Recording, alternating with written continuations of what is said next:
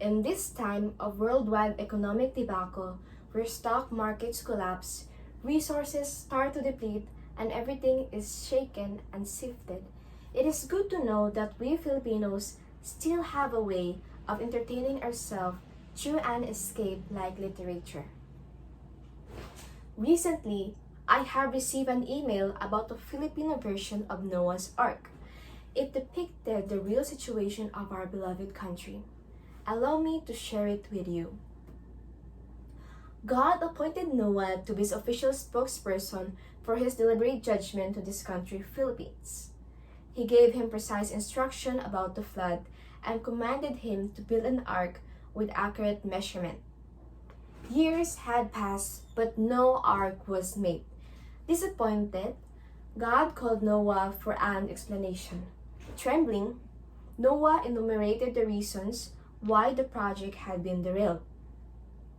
First, he confirmed that the mayor would only give him the permit if his nephew's construction company would build it. Second, the congressman wanted 30% of the price as his commission. Third, the workers contracted formed a union and went on strike for higher pay. Fourth, all of a sudden, the left-leaning groups protested the selective inclusion of the people in the ark, especially the male and the female designations, which were offensive to the gays and lesbians. Fifth, the Senate had a hearing in aid of legislation and summoned Noah for a lengthy inquisition because he could not invoke executive privilege and confidentiality. Sixth, the Senate ruled that it violated the separation of church and state.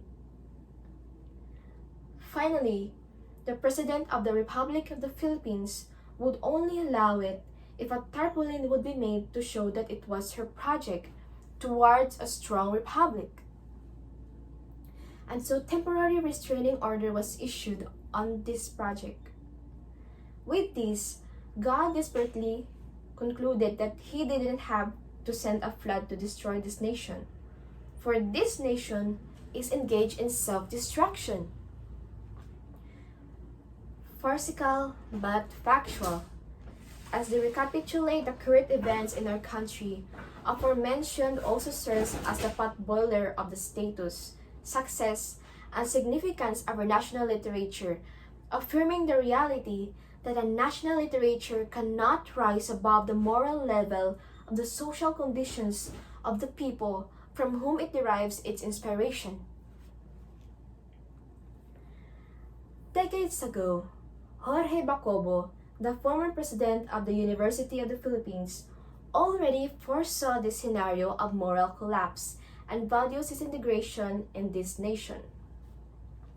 His thesis on college and education affirms our philosophy being slanted to material well-being, our lack of independent judgment, our neglect for formulation of a sound philosophy, our inability to appreciate the beautiful, and of course, our dependence on printed materials and technical know-how.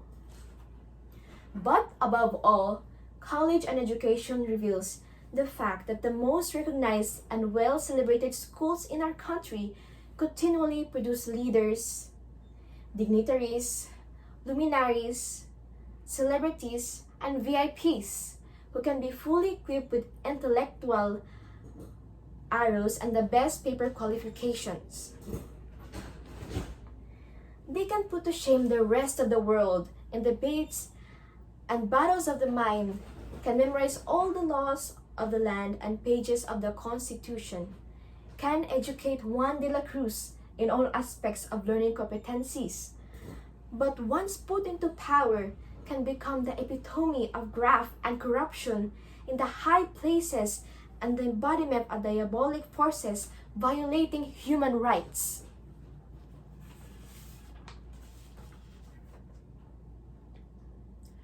Ladies and gentlemen, history has recorded, literature has testified the rise of our country through our heroes, and its fall through our leaders, the birth and the death of the Tree of Liberty, the plight, problems, predicament, preoccupation, and power of the Filipino people. 100 years of our national literature reflects the spirit of these actions and reactions. Thank God for literature. Thank God for literary writers for allowing us to explore the highest and the lowest places in human society, for keeping us abreast of our country's situation, for providing us with a sense of history and understanding the spirit of our nation, and for helping us discover our strengths and weaknesses as a people. This is Philippine literature at its finest. For a millennium, it has been very much alive, shaping current events, influencing prevalent ideologies and societal dictates, fueling our patriotism, promoting a sense of greater good, and bestowing hopes and aspiration that this nation could inscribe in the chronicle of its soul. But at the end of the day, literature leaves a missing link, an empty chair, and a blank page perhaps for us to reset our priorities, revisit our national interest, and somehow revise our nation's history for the better. Would you come and take part in this endeavor?